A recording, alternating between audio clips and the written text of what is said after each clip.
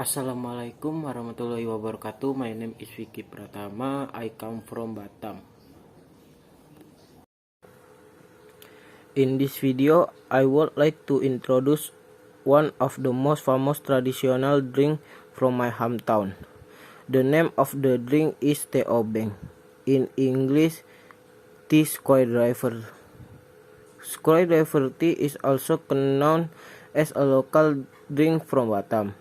Screwdriver tea is actually the same drink as sweet tea in general.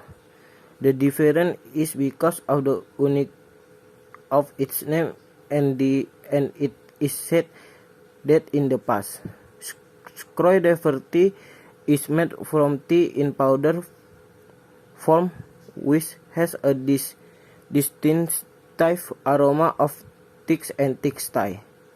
However, more and more newcomers are coming to Batam.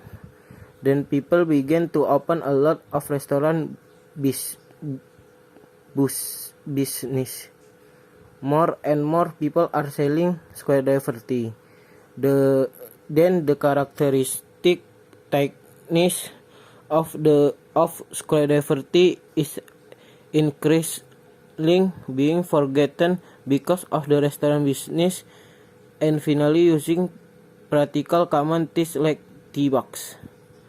Even though it was different, most people in the Rio archipelago at that time claimed that their sweetened iced tea was called screwdriver tea.